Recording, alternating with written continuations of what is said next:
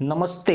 मैं हूं सुरेश कुमार एकलवे और आप देख रहे हैं Hindustan news and tips. Bharat की तमाम सरकारों पर पीओके की वापसी के लिए जनता का हर वक्त प्रेशर रहा है, मगर सरकारों ने जुबानी जमा खर्च और संसद में अपने कब्जाई हिस्से को वापस लेने के संकल्प से ज्यादा कुछ नहीं किया। वर्तमान सरकार भी उससे आगे नहीं बढ़ पाई है और शायद कुछ ज्यादा करने की फिलहाल हालत में नहीं है। संभवतः भारत पीओके में उन चुनौतियों को समझता है जो रूसी राष्ट्रपति व्लादिमीर पुतिन यूक्रेन में समझने की भूल कर गए। अगर वे आत्मविश्वास का शिकार नहीं होते और स्थिति का मूल्यांकन कर जाते तो आज यूक्रेन में रूस ऐतिहासिक हार के कगार पर नहीं खड़ा होता। पुतिन ने बहुत सोच समझकर यूक्रेन पर अटैक किया है, लेकिन वे एक चीज में पीछे रह गए।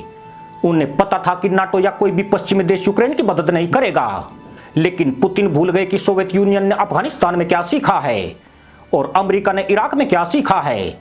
पुतिन यूक्रेन को तो जीत सकते हैं, लेकिन क्या यूक्रेनी लोग रूसी शासन को स्वीकार करेंगे? ठीक पाक अधिकृत कश्मीर, जिसे हम गुलाम कश्मीर कहते हैं, वहां भी यही स्थिति बनी हुई है।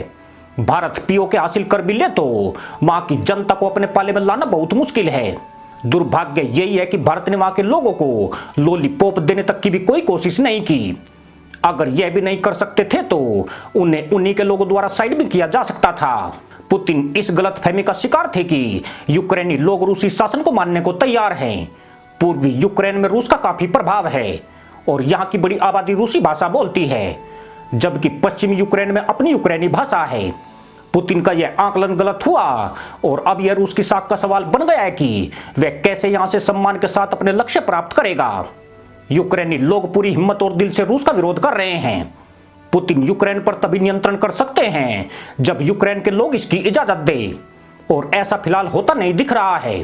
पुतिन को बिना खून बहाए यूक्रेन को जीतना था, लेकिन ऐसा करने में वह नाकाम रहे हैं। हमले में यूक्रेन के मारे गए और घायल हुए लोगों ने पुतिन को यूक्रेन का दुश्मन साबित कर दिया है। यूक्रेन और भारत की कहानी में काफी समानताएं हैं। साल 2014 में रूस ने यूक्रेन से क्रीमिया को कब्जा लिया था। ठीक ऐसे ही पाकिस्तान ने 1948 में भारत के कश्मीर के बड़े भूभाग पर कब्जा कर लिया और अब शेष कश्मीर घाटी हथियाने के ख्वाब देख रहा है। मगर इसके लिए उसने पुतिन वाली गलती नहीं की। उसने कश्मीरी मुसलमानों को मजहब के नाम पर पाकिस्तान के पक्ष में करने के लिए पूरा दमखम लगाया है। यहां तक कि घाटी में रह रहे गैर मुस्लिमों को वहां से पलायन कराने की बड़ी साजिश रची है। परंतु उसकी बड़ी कमजोरी यही है कि वह रूस की तरह ताकतवर नहीं है। वह घाटी में अपने प्यादों को मजबूत करने में तो सफल रहा है, लेकिन वह भारत के साथ जंग लड़ने की हालत में नहीं है। उधर भारत मदरसा मुल्क की तुलना में 10 गुना शक्तिशाली है, लेकिन पाक अधिकृत कश्मीर में वह भारत के प्रति सकारात्मक माहौल बनाने में असफल रहा है। या यूं कहा जाए कि भारत सरकार, सेना और खुफिया एजेंसियों ने इसके लिए कभी कोई कोशिश ही नहीं की। भारत ऐसा करने में सफल हो सकता था। पीओके में जिस तरह पाकिस्तानी फौज कश्मीरियों पर अत्याचार कर रही है और उनके संसाधनों को नीलाम करके उस पैसे का इस्तेमाल पाकिस्तान के लिए किया जा रहा है, वहां बड़ी आसानी से विरोध भड़काया जा सकता है। इतना ही नहीं, पीओके के कई बड़े नेता भारत को खुलेआम समर्थन भी करते हैं और अंतर्राष्ट्रीय मंचों पर पाकिस्तान के खिलाफ आवाज भी उठाते रहे हैं, पर उन्हें भारत से ज्यादा सहयोग नहीं मिल पाया है, जिससे उनकी आवाज लगातार कमजोर पड़ती गई है। पाकिस्तान ने कश्मीर घाटी में भारत की खिलाफत तैयार करने में अब तक हर हथकंडे का इस्तेमाल किया है, मगर भारत इस मामले में फिसड्डी साबित हुआ है। जहां तक पीओके की बात है तो वहां आतंकवाद भड़काना बहुत आसान है, पर हमारी खुफिया एजेंसियां उस इलाके में जाना ही नहीं चाहती है। पाकिस्तान ने भारत को कश्मीर में ऐसा उलझाया है कि भारत का ध्यान भी कभी इस ओर नहीं गया है। पर अब यूक्रेन में पुतिन की कार्रवाई के बाद भारत को कहीं ना कहीं इससे सीख की उम्मीद की जा सकती है। भारत को पीओके पर सैन्य कार्रवाई करने से पहले यहां पाकिस्तान के विरुद्ध और भारत के पक्ष में माहौल बनाने की जरूरत है। भारत को उन तमाम तत्वों को किनारे करना होगा जो भारत के खिलाफ जुबान खोलने की हिम्मत रखते हैं। यह काम खुफिया एजेंसियां बेहतर तरीके से कर सकती है।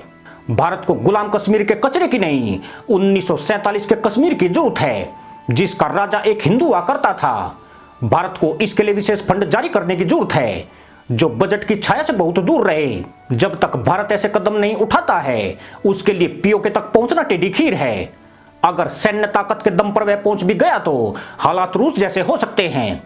इसलिए पुतिन की गलतियों से सबक लेने का यही उचित समय है।